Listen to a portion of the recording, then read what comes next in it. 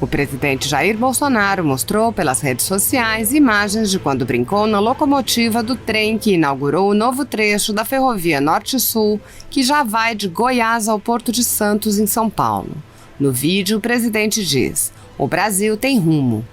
Na cerimônia de inauguração do trecho, o presidente fez um discurso inflamado pela retomada da economia, afirmando que todo trabalho que põe comida na mesa é essencial. Assista. O Brasil tem rumo!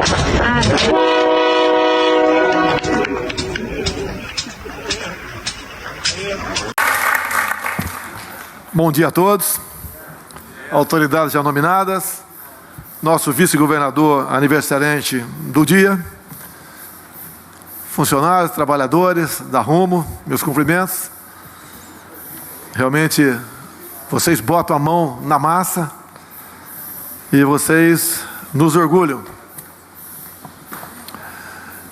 Quero comentar aqui o João Campos, que, pelo que parece, ninguém sente falta do horário de verão. E ele foi um dos responsáveis pelo fim do horário de verão. Então, quero cumprimentá-lo. O Ministério O Ministério das Minas e Energia concluiu, depois de um ano, que era mais econômico não ter o horário de verão, além do nosso relógio biológico não ser alterado. Então, uma brilhante ideia que todo o Brasil acolheu, e hoje em dia ninguém mais reclama daqueles tempos, que tínhamos que adiantar ou atrasar os nossos relógios. Prezado Rubem Almeto, uma satisfação estar aqui. Quero cumprimentá-lo por acreditar no Brasil. Mas, por outro lado, o senhor tem uma grande parceria também, que é o poder aquisitivo, que há pouco tempo criava dificuldade para vender facilidade. Hoje, essa equação se inverteu.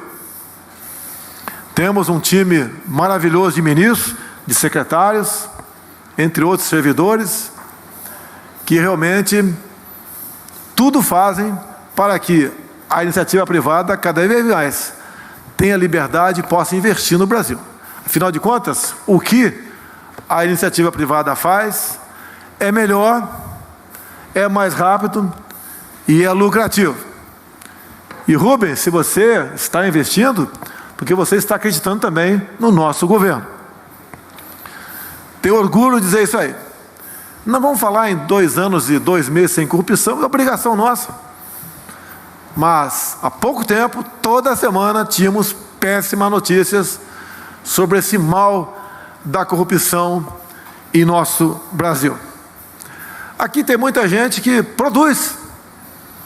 Ontem eu almocei com 6 embaixadores de países da região do Golfo, Oriente Médio, e lá o do Kuwait me disse uma coisa que eu não sabia, que 80% do que eles importam de produtos do campo é do Brasil. E vem então de vocês, que deve ter aqui, com toda certeza, mais de uma dezena de produtores rurais.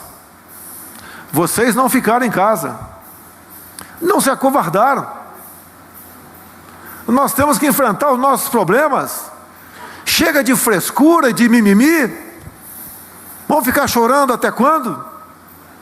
Temos que enfrentar os problemas, respeitar, obviamente, os mais idosos, aqueles que têm doenças, comorbidades. Mas onde vai parar o Brasil se nós pararmos? A própria Bíblia diz que em 365 citações, ela diz: não temas. Eu sou católico, acredito em Deus, respeitamos as religiões, mas se ficarmos em casa o tempo todo e dizer que a economia a gente vai ver depois, uma parte já estamos vendo agora o que foi essa política. Qual o futuro do Brasil? O efeito colateral do tratamento errado do Covid, que eu venho falando há um ano, é muito mais danoso que o próprio vírus. Sempre disse, vamos cuidar da questão do vírus e do desemprego. São dois problemas que temos que tratar com a mesma responsabilidade e de forma simultânea. Lamentamos qualquer morte no Brasil. Ontem tive a notícia que, sem querer, fiz um contato com a minha primeira professora, nos idos de 1964, na cidade de Jundiaí, veio a falecer no dia de ontem com 101 anos de idade. Eu planejava vê-la, apesar de ela estar em situação de saúde bastante complicada há algum tempo, esperava vê-la, porque marcou a minha vida.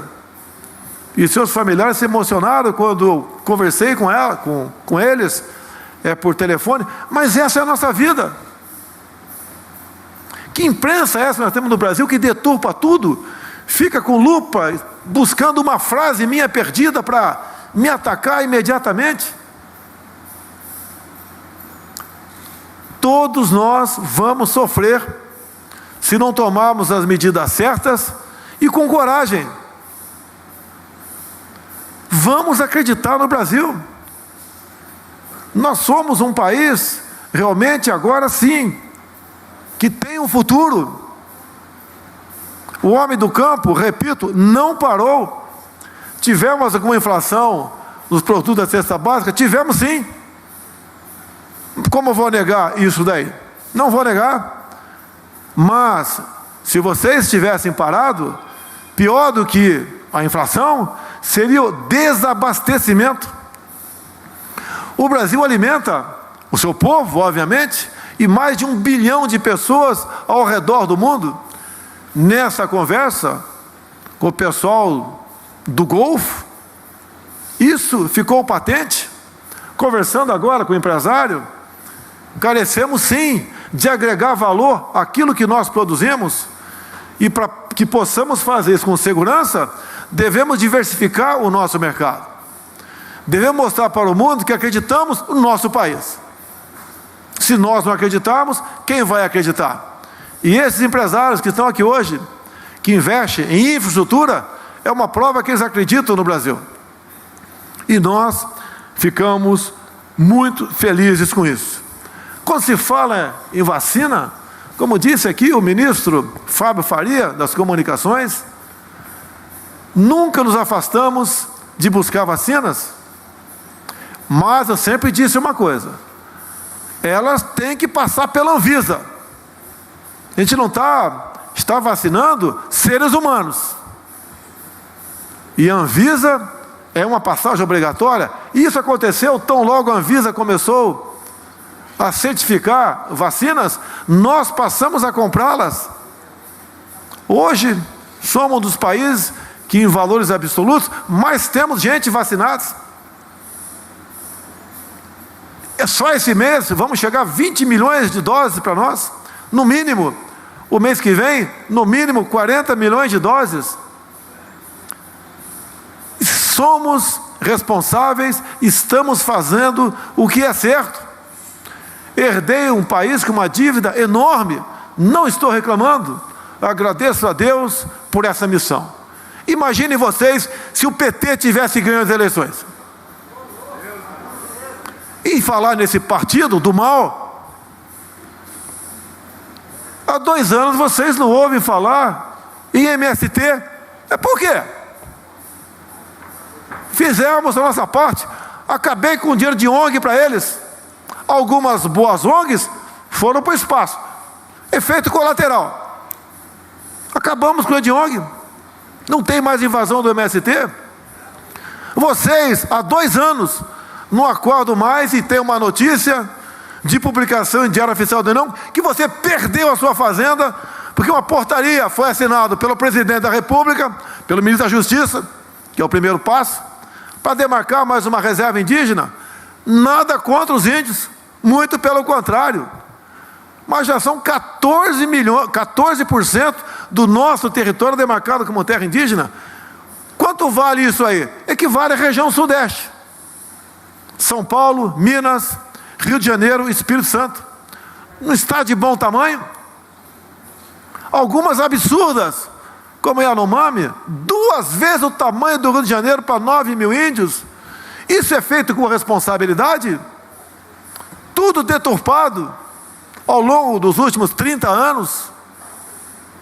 Temos locais aqui que não pode passar uma rodovia, uma ferrovia, porque passa por dentro de uma reserva que tem apenas um índio dentro dela, como em Mato Grosso. Que país é esse? Que irresponsabilidade é essa? Agora, levo porrada do mundo todo, como aquele que não dá bola para a questão ambiental.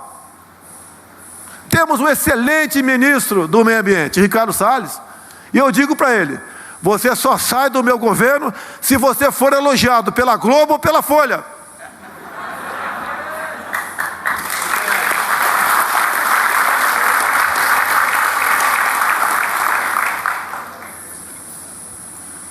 Que imprensa é essa nossa, que transformou-se num partideco político de esquerda? Há 10 anos, só o jornal Estado de São Paulo tinha 500 mil exemplares. Hoje, os 10 maiores jornais não têm 500 mil exemplares. Estão perdendo a credibilidade. E eu quero uma imprensa forte. Uma imprensa cada vez mais livre. Nunca ouviram de mim falar em controle social da mídia ou democratização da mesma, que são palavras bonitas da esquerda para fazer exatamente o contrário. Como eu sonho com uma imprensa que fale a verdade? Existem alguns órgãos? Existem. Mas a imprensa é extremamente importante para nós. O que eles publicam aqui dentro repercute lá fora. O pessoal acha que nós somos aqui ainda seres pré-históricos. Não enxergam muitas vezes o nosso desenvolvimento. Quando eu converso com deputados da bancada ruralista, eles me dizem que bom seria se a Europa adotasse o nosso Código Florestal para aplicar em seus países. Só crítica. Não tem uma palavra boa. Será que hoje à noite vai ser que eu estava sem máscara de novo?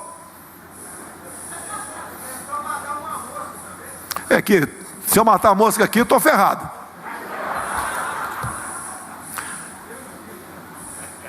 Meus senhores, minhas senhoras, mais um trecho dessa ferrovia Norte-Sul sendo inaugurado. Agradecemos a iniciativa privada, o senhor Rubem Ometo. Mas há 10 anos aproximadamente, isso estava parado. Faltavam 1.500 quilômetros. Você, Tarcísio? Tarcísio tem a cabeça grande e é boa. Ele fala realmente com uma propriedade, com conhecimento que me assusta. A previsão é, no corrente ano ainda, nós concluímos, arrumo concluir essa obra, que vai ligar lá o Maranhão, passa por Tocantins, Goiás, nosso Goiás, e vai lá até o Porto de Santos. Uma coisa fantástica. Esse modal ferroviário foi esquecido por décadas. E nós sofremos muito com isso. Outras realizações virão, com a Rumo e outras empresas.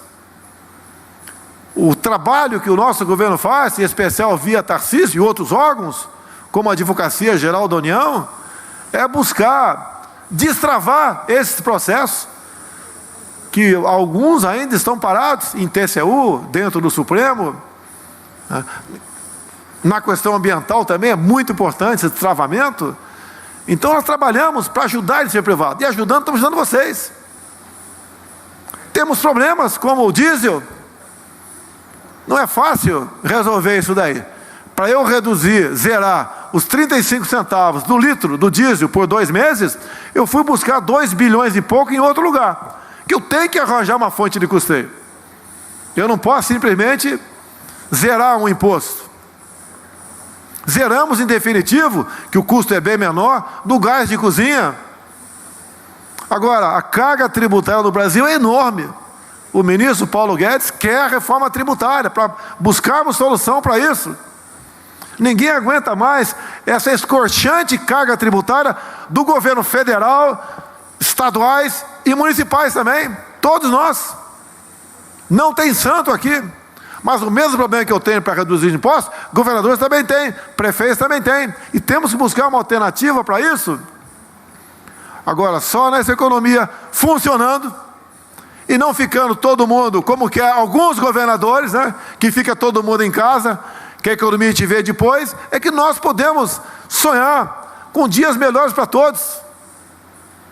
Sem dinheiro, sem salário, sem emprego, estamos condenados à miséria, ao fracasso, à morte, a ações que não nos interessam, como distúrbios, saques, greve generalizada, se bem que quem não está trabalhando não vai fazer greve. E nós temos que ter coragem para enfrentar os problemas. Eu apelo aqui, já que foi-me castrada a autoridade, para governadores e prefeitos, repensem a política do fechar tudo. O povo quer trabalhar. Venham para o meio do povo, conversem com o povo. Não fiquem me acusando de fazer aglomeração. Aqui tem uma aglomeração. Em todo lugar tem. Vamos combater o vírus, mas não de forma ignorante, burra, suicida. Como eu gostaria de ter o poder, como deveria ser meu, para definir essa política. Para isso que vocês, muitos de vocês, votaram em mim. E eu sei, aprendi na minha vida, em especial militar, que temos que tomar decisões. Pior que uma decisão mal tomada é uma indecisão. Até quando vamos ficar dentro de casa? Até quando vai se fechar tudo? Ninguém aguenta mais isso. Lamentamos as mortes, repito, mas tem que ter uma solução. Tudo tem que ter um responsável, até dentro de casa. Ou você manda um pouco mais, ou tua esposa manda um pouco mais, e toca o barco. Não pode ficar os dois batendo cabeça, e o filho assume o destino daquele lá. Não pode ser assim. Eu fui eleito para comandar o Brasil. E espero que esse poder me seja restabelecido, porque eu sou um democrata. Criticam decisões que tomam contra mim e eu não reajo. Os três poderes são importantes. Temos aqui gente do legislativo. Costumo dizer também que o legislativo e o executivo é quase um poder só. Nós trabalhamos juntos. Não tem como a gente fazer isso se o poder legislativo está do nosso lado. Cada vez mais nós devemos saber os nossos limites. Para eu atravessar lá na Praça dos Poderes, ir ao legislativo ou ir ao judiciário, no meio do caminho tem o povo. Povo esse ao qual eu jurei lealdade absoluta. É esse povo que tem que conduzir o destino do Brasil. E eu converso com vocês. De vez em quando alguém xinga, sem problema nenhum. Mas a grande maioria fala-me algo dizendo que estou no caminho certo. Lamento as mortes, repito, antes que comece a falar por aí essa imprensa, que eu estou ignorando morte, pensando em economia. Por que vocês não ouvem falar em vacina, Faria, em países da África, ou em alguns países aqui da América do Sul? Porque não tem dinheiro, não tem economia, então não tem vacina. Se nós destruirmos nossa economia, pode esquecer um montão de coisa. Vamos ser algo como países colônia no passado, e não queremos isso.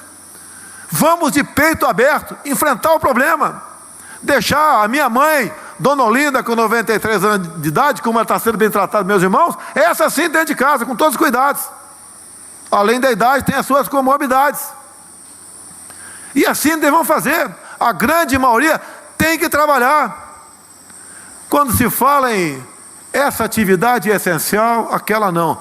A atividade essencial é toda aquela necessária para o chefe de família levar o pão para dentro de casa. Porra!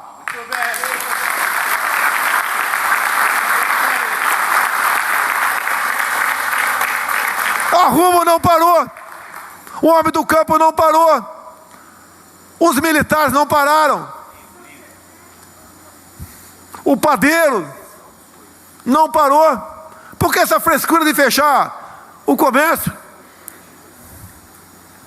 Não deu certo ano passado. Até a desacreditada OMS diz que o lockdown não funciona.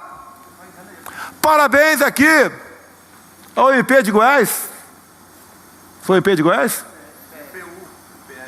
Ministério Público de Goiás, que decidiu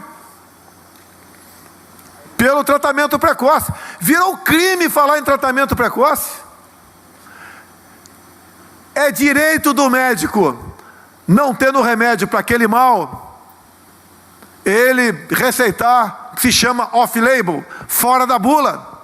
O médico hoje, ele está se sentindo acuado em receitar isso, porque ele acaba sendo criminalizado. O que é mais importante? A vacina ou o remédio? Os dois são importantes. Por que não se fala em remédio? Depois da manhã, uma delegação nossa, com 10 pessoas, vai para Israel. Vamos assinar um acordo, protocolo de intenções, vamos, se Deus quiser, trazer para cá o tratamento em forma de spray de um produto que há 10 anos estava sendo trabalhado em Israel para outro tipo de problema.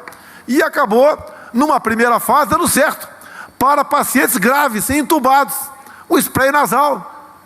Vamos, com a parceria de Israel, trazer a terceira fase para cá. Quem é que, porventura, tem um pai, um tio, um avô, estado grave e hospitalizado, não vai aceitar um spray no nariz dele por 4, 5 dias? Qual o problema? Nenhum. Será que eu tenho que falar que isso não presta para a imprensa dizer que presta? A vida é uma só. Graças a Deus eu tive 2. Até hoje não foi descoberto o responsável, porque tinha muita gente, ainda tem, que não quer apurar a verdade. Todo mundo procura saber quem era aquela vereadora do Rio de Janeiro, quem matou. Quem tentou matar, não há interesse. Apesar de eu ser o chefe do executivo eleito. Mas tudo bem, não estou preocupado com isso. Minha maior preocupação é conduzir o destino da nação. Meus senhores e minhas senhoras, eu agradeço a Deus pela missão de ser presidente da República, dada pelas mãos de muitos de vocês. Agradeço de novo pela minha segunda vida. Agradeço pela minha equipe de ministros. Agradeço a empresários que confiam no Brasil, aos trabalhadores, a todos aqueles que acreditam no seu país, acreditam na sua pátria e querem fazer realmente um Brasil diferente. Não teremos outra oportunidade. Já estamos atrasados. É agora, é com vocês, é juntos construir o novo Brasil. Muito obrigado a todos vocês.